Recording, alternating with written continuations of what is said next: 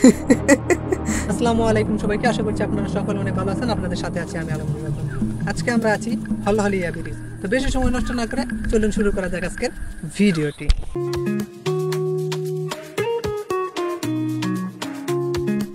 হলহলিয়া ব্রিজটি ব্রিটিশ শাসন আমলে রেলওয়ে যোগাযোগের জন্য নির্মাণ করা হয়।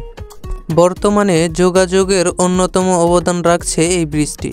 আক্কেলপুর উপজেলার সোনামুখী ইউনিয়নের হলহলিয়া স্থানে অবস্থিত, যার কারণে এই ব্রিজটির নাম হয়েছে হলহলিয়া ব্রিজ।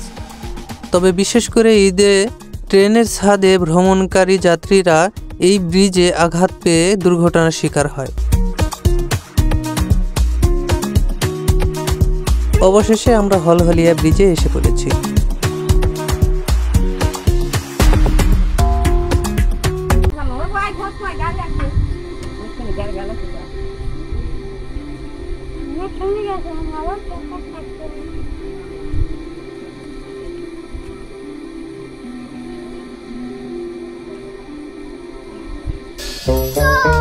रोम रोम भाइयों, रुको जरा, सबर करो।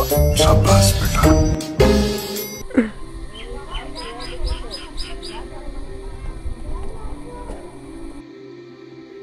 মামুর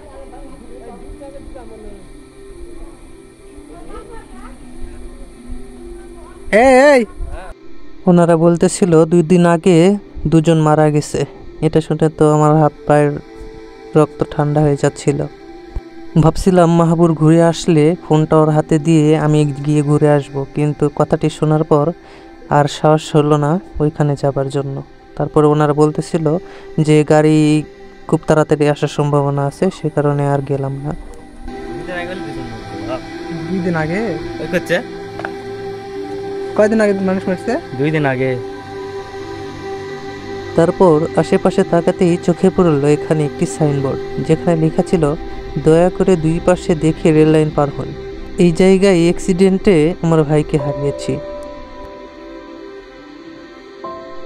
কি আর বলবো, এক কথায় সকল পরিকল্পনা চেঞ্জ হয়ে গেল।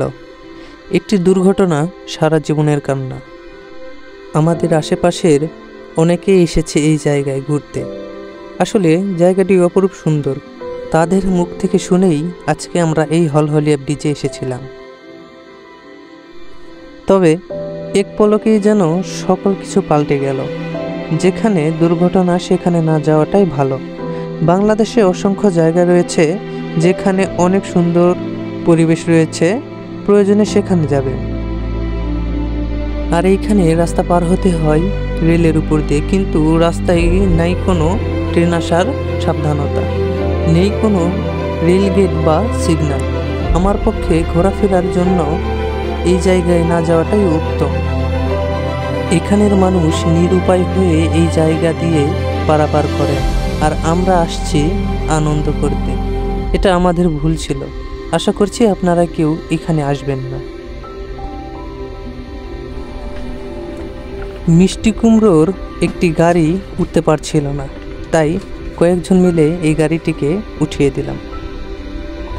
তবে যাই হোক, আপনারা এ ধরনের জায়গা থেকে বিরত থাকবেন। তবে আজকের ভিডিওটি এখানেই সমাপ্ত করছি।